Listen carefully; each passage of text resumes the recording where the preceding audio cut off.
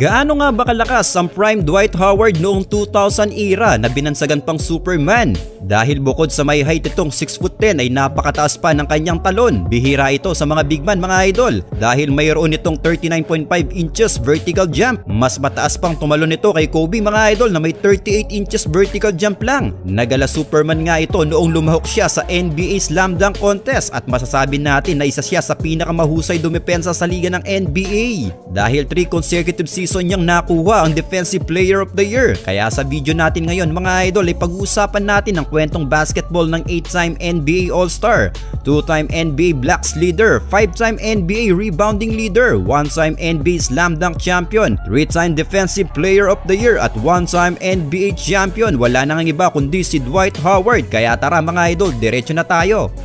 Gaya ni Kobe at LeBron ay isa din itong si Dwight Howard na hindi na naglaro pa ng college basketball dahil after ng kanyang high school year ay dumiretso na agad ito sa NBA draft. Hindi naman ito nabigo mga idol dahil hindi lang ito basta nakasama sa draft dahil siya pa ang naging first overall pick noon. Kaya 2004 NBA draft nang piliin ng Orlando Magic si Dwight Howard bilang first overall pick at sa kanyang rookie season nang bigyan agad ito ng pwesto sa koponan bilang center position. Saktong-sakto lang noon mga idol dahil center position talaga ang kailangan ng Magic noon. Nakasama niya sa kanyang rookie season sa Magic sila Grant Hill, Steve Francis at Jameer Nelson. Well decente naman ang kanyang pinakitang performance sa kanyang rookie year nang umaverage ito ng 12 points, 10 rebounds at 1.7 blocks per game. Pumangatlo siya noon sa Rookie of the Year voting ngunit hindi nga lang siya pinalad na makuha ang award na ito dahil si Emeka Okafor ng Charlotte Bobcats ang siya nakakuha noon sa Rookie of the Year award. Ganun pa man mga idol ay napabilang naman ito sa NBA All-Rookie First Team. Ngunit hindi nga lang naging maganda ang tinakbo ng kanilang regular season dahil pumesto sila sa 10th seed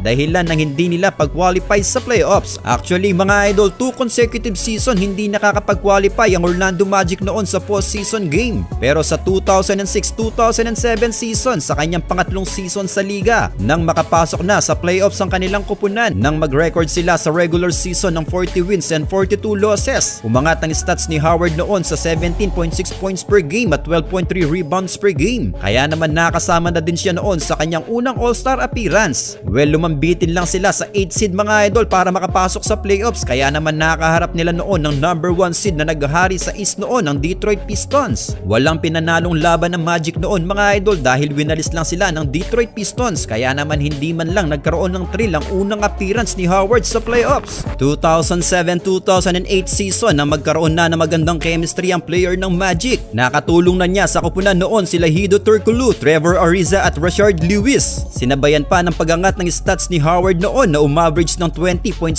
points, 14.2 rebounds at 2 blocks per game. Kaya naman maganda ang tinakbo ng kanilang regular season na nag-record ng 52 wins and 30 losses. Well, sa All-Star weekend din pala sa season ito nang lumahok si Howard sa NBA Slam Dunk Contest. Dito niya nga ginawa ang kanyang Superman Dunk na pumatok at naging kwela sa mga fans. Kaya siya ang tinanghal noon na NBA Slam Dunk Champion. Well, sa pagpapatuloy ng season ito ay muli nga silang nakapasok noon sa playoffs. Pero di gaya ng kanyang unang playoff appearance na walang pinanalong laro. Sa playoffs na ito mga idol ay nilampaso nila sa first round ng Toronto Raptors. Kaya naka-advance sila sa semis ngunit pagdating ng semis nang makaharap nilang muli ang koponan ng Detroit Pistons. Well, kamuntika na naman silang mawalis mga idol. Isang beses lang silang nanalo sa kanilang serye. Kaya isa na naman itong disappointing season para kay Howard at sa Magic. Pero sa sumunod na season lang mga idol, 2008-2009 season ang isa sa pinakamagandang season na nilaro ni Dwight Howard. Napakagandang performance ang kanyang pinamala sa season ito nang umaverage siya ng 20.6 points per game, 13.8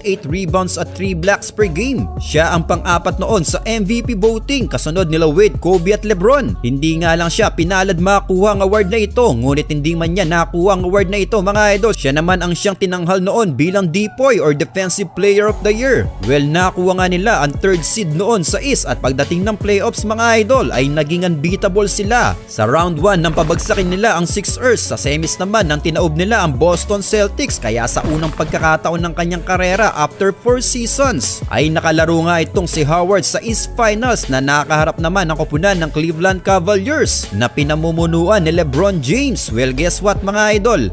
dahil tinalo nila noon ang Cavaliers na umabot lang sa Game 6 ang serye. Kaya naman sila ang siyang nakapasok noon sa 2009 NBA Finals na makakaharap ang pader na koponan sa West ang Los Angeles Lakers. Ang tambalang Pau Gasol at Kobe Bryant ang kailangan nilang pabagsakin. Well, sa kasamaang palad mga idol ay isang beses lang nakalasap ng panalo ang Magic dahil Game 5 lang nang tapusin ng tuluyan ng Lakers ang serye ng Finals. Kaya muli na namang nabigo itong si Howard at ang Magic para makasungkit ng kampyonato. Well, after ng kanilang pagkatalo sa Finals ay muling sumubok ang Magic sa sumunod na season, 2009-2010 season mga idol, nang mag-number 2 seed sila sa Eastern Conference. Napakaganda nilang sinimulan ng kanilang regular season na nag-record ng 59 wins and 23 losses. Well, syempre sa tulong pa rin yan ni Dwight Howard na both offense at defense ay naasahan siya ng koponan. Umaverage siya noon ng 18.3 points per game, 13.2 rebounds at 3 blocks per game. Sa kanyang pinamalas na magandang depensa ang siya namang pagtanghal muli sa kanya ng back-to-back Defensive Player of the Year. Sa taas ng kanyang talon mga idol, kaya nagiging madali sa kanya ang pagbutata sa mga kalaban, lalo na pag tumira ito sa shaded area. Well, nakapasok nga silang muli sa playoffs at sa round 1 at semis mga idol nang walisin lang nila na walang kahirap-hirap ang Charlotte Bobcats at Atlanta Hawks. Well, ito na sana ang muling pagkakataon ng Magic para makasungkit na ng kampyonato. Yun nga lang, pagdating ng Eastern Conference Finals nang makaharap nila ang Boston Celtics. Ang Big 3 ng Boston noon na sila Ray Allen, Paul Pierce at Kevin Garnett ang kailangan nilang talunin para makarating muli sa NBA Finals. Pero hindi nangyari yun mga idol dahil tinaob sila ng Boston na umabot lang sa Game 6 ang serye. Kaya muli na namang nabigo itong si Howard na makalasap ng kampyonato. Well, 2 season pang nanatili si Howard sa Orlando Magic at nakuha pa nga niyang muli ang Depoy Award noong 2011. 3 consecutive season nga siyang natanghal na Defensive Player of the Year.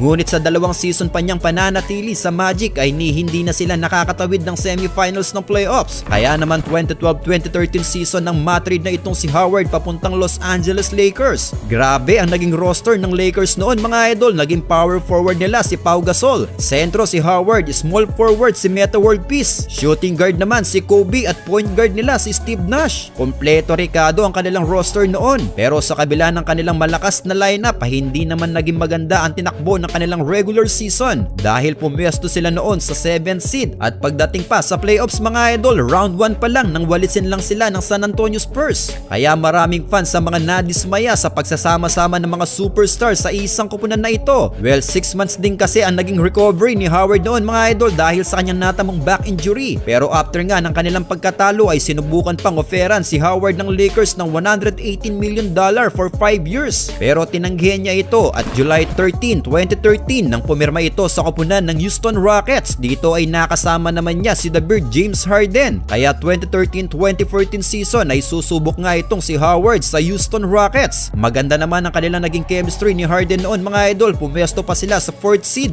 Umambag si Howard noon ng 18.3 points at 12.2 rebounds per game. Kaya nakapasok nga sila sa playoffs. Yun nga lang mga idol, round 1 pa lang ng playoffs nang ma-eliminate sila ng maaga ng Portland Trail Blazers. Pero 2014-2015 season ay muli silang susubok ni Harden. Nakuha nila noon ang 2nd seed sa record na 56 wins and 26 losses. Kaya muli silang nakipagbakbakan sa playoffs. Sa round 1 nang talunin pa nila ang Dallas Mavericks. Sa semis naman nang pabagsakin din nila ang Los Angeles Clippers. Kaya sila ay nakapag-advance noon sa West Finals na nakaharap naman ang nagahari noon na koponan ng Golden State Warriors. Well, sa kasamaang palad na naman mga idol ay kamuntikan pa silang mawalis ng Warriors dahil tinapos lang ito sa Game 5. Well, after nga ng 3 season niya sa Houston ay pumirma naman si Howard ng 3 years $70 million sa Atlanta Hawks. Kaya sa 2016-2017 season ay nasa koponan naman siya ng Hawks pero nakapasok man sila sa playoffs noon mga idol ay nalaglag naman sila agad sa round 1 ng Washington Wizards. Well, hindi nagtagal si Howard sa Atlanta noon mga idol dahil 2017-2018 season nang itrade siya papuntang Charlotte Hornets. Mahina ang roster ng Hornets noon para harapin ang mga ibang koponan kaya hindi sila nakapag-qualify noon sa playoffs. Well, July 6, 2018 nang itrade ulit si Howard ng Hornets papuntang Brooklyn Nets naman pero after nilang ma-acquire ito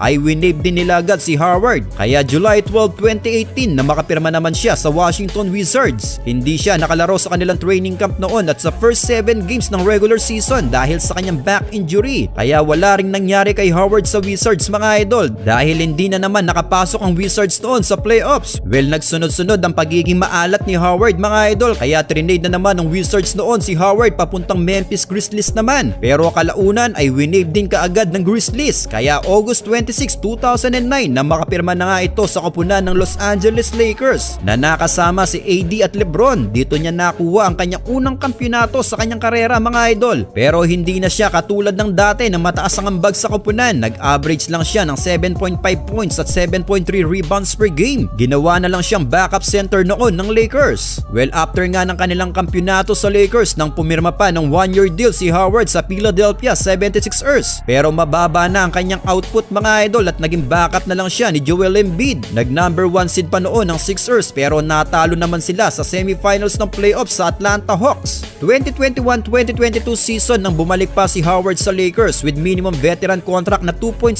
million. Pero sa season ito mga idol nang minalas ang Lakers na hindi makapasok sa playoffs. Kaya after ng kanilang pagkatalo dahil hirap na din siyang makahanap ng koponan, November 7, 2022 nang pumirma itong si Howard sa Taoyuan Leopard, koponan sa T1 League ng Taiwan. Well, superstar siya dito mga idol na nagkaroon ng mataas na stats. Uma-average siya ng 25.6 points, 14.4 rebounds at 6 assists per game. Pero kahit na mataas nga ang stats nito ay hindi sila nakarating sa playoffs ng liga. Well, kayo mga idol, ano ang masasabi nyo sa naging karera ni Dwight Howard sa liga ng NBA?